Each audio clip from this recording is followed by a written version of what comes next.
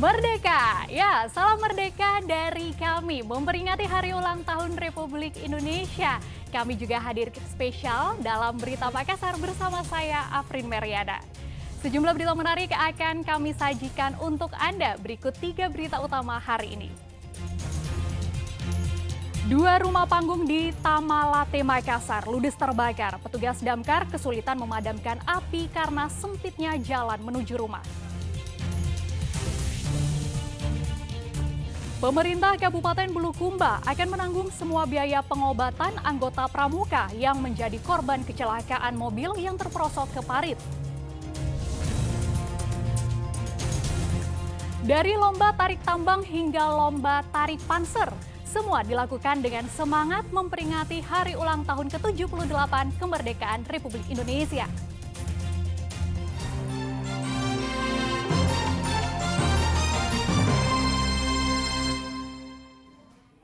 Diduga akibat korsleting listrik saat sedang tidak di rumah. 2 rumah panggung di RT 4 RW 6 Kaca, Kelurahan Berombong, Kecamatan Tamalate, Makassar, ludes terbakar. Sempitnya jalan membuat petugas damkar kesulitan menuju titik api. Tidak ada korban jiwa dalam kebakaran ini. Kalau Dua rumah panggung di Kelurahan Barombong, Kecamatan Tamalate, Makassar, ludes terbakar pada Rabu dini hari. Warga yang berada di sekitar lokasi berusaha membantu memadamkan api menggunakan peralatan seadanya. Namun sayang, api cepat membesar dan membakar seluruh rumah yang materialnya dari kayu dan mudah terbakar. Salah satu pemilik rumah yang mengetahui rumahnya terbakar hanya bisa menangis setelah melihat rumahnya terbakar hingga rata dengan tanah.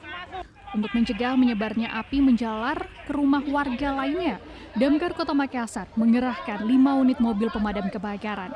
Namun sayangnya, jalan masuk ke lokasi titik api sempit, membuat petugas damkar terpaksa menerjunkan 2 mobil damkar saja yang berukuran kecil untuk memadamkan api. Dugaan sementara kebakaran ini akibat korsleting listrik, di mana rumah yang terbakar dalam kondisi kosong lantaran pemilik rumah sedang bepergian. Kendalanya tadi itu jalanan sih sempit masuk, jadi dari arah dalam sampai keluar sekitar hampir 200 meter. 200 meter? Iya, jadi yang bisa masuk mobil kecil, sambil kita mobil besar menyuplai masuk ke dalam. Kurang lebih 5 armada. Untuk penyebab kami masih menunggu tim Inafis maupun mungkin besok kami bekerjasama dengan lapor untuk olah TKP. Kronologi awal jadi berdasarkan informasi yang masuk karena yang punya rumah juga pasti tidak ada di tempat. Ada warga yang melihat, ya, kebetulan ada pihak ketiga ada standby memang pemadam, jadi alhamdulillah cepat mengatasi. Tidak ada korban jiwa dalam peristiwa kebakaran rumah panggung ini. Pihak kepolisian sektor Tamalate juga telah memasang garis polisi untuk dilakukan penyelidikan terhadap penyebab pasti kebakaran tersebut. Raisa Abu melaporkan dari Kota Makassar. Waspada aksi begal di malam hari. 2 orang preman melakukan penikaman terhadap sopir truk hingga tergeletak dan bersimbah darah di jalanan Kota Makassar. Kedua pelaku begal kesal karena korban menolak dipalak dan memberikan uang. Kita dari mana deh? Dari mana tadi saya? Dari kota gitu. Seorang sopir truk tergeletak bersimbah darah di jalan sekitar terowongan 3 Jalan Insinyur Sutami, Kecamatan Taman Larea, Kota Makassar pada hari Senin malam. Korban diketahui ditikam oleh 2 orang preman dengan senjata tajam jenis badik sebelum mereka kabur meninggalkan lokasi. Usai peristiwa tersebut, tim gabungan unit Jatan Ras Polrestabes Makassar bersama tim Opsnal Polsek Taman Larea pada hari Selasa malam menangkap kedua pelaku yang diketahui bernama Rival berusia 26 tahun dan Ali berusia 23 tahun di Kota Makassar. Usai menangkap kedua preman itu, polisi juga turut menyita barang bukti berupa badik yang digunakan untuk melakukan penikaman terhadap korban yang disembunyikan oleh para pelaku. Kedua pelaku bersama barang bukti itu pun langsung dibawa polisi ke Mapolsek Taman Larea guna dilakukan proses pemeriksaan.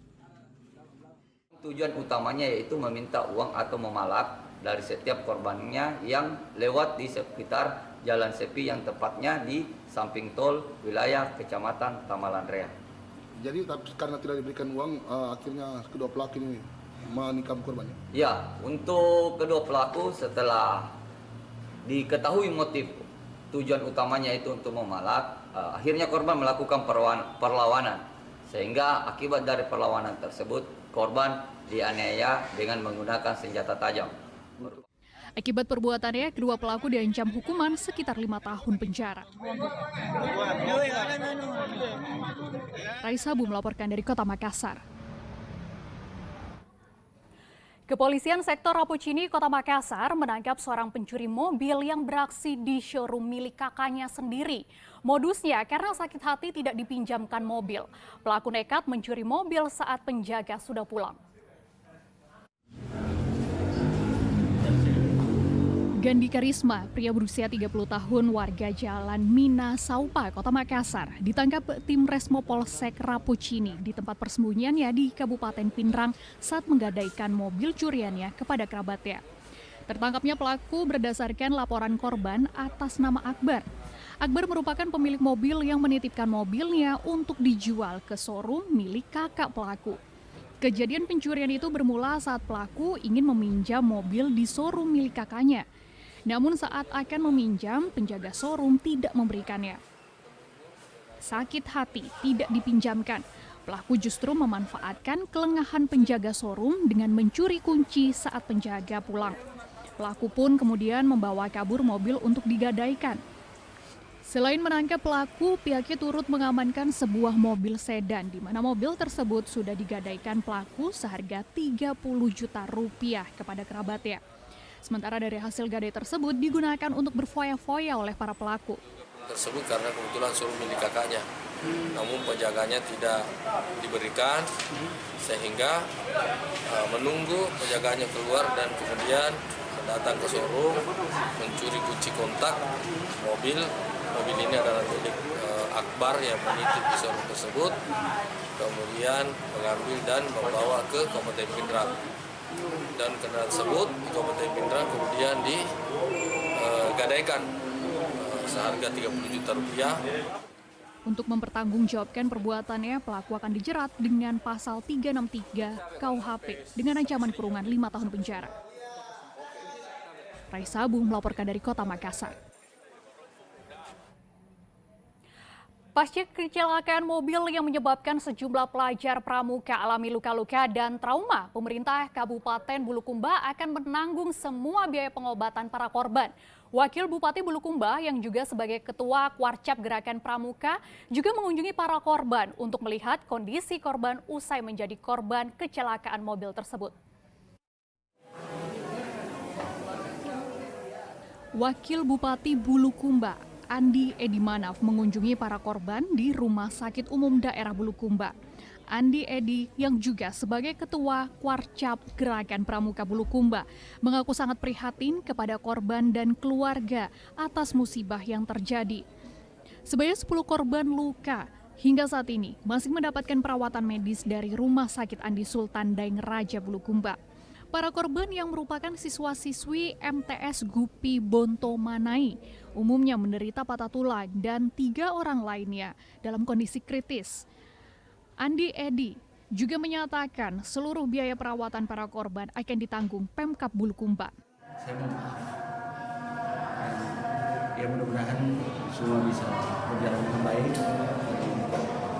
Semuanya bisa sehat. Atas nama pemerintah kami terus berusaha berorganisasi dengan rumah sakit. Kami minta semua keluarga untuk jangan memikirkan hal-hal yang terkait dengan perawatan. Kami akan terus berjuang mengawal bagaimana kesembuhan, kesehatan anak kita dan tim produksi. Tidak ada yang menginginkan kejadian ini. Sebelumnya musibah kecelakaan terjadi di Bonto Bangun, Kelurahan Pabentengang, Kecamatan Rilau Ale. Kecelakaan tersebut terjadi pada Senin 14 Agustus lalu. Mobil bak terbuka itu memuat 14 rombongan anak pramuka saat perjalanan pulang dari lokasi perkemahan di Batu Pangka, Kelurahan Palampang, Rilau Ale, terperosok ke parit. Andi Muhammad Sardi melaporkan dari Kabupaten Bulukumba.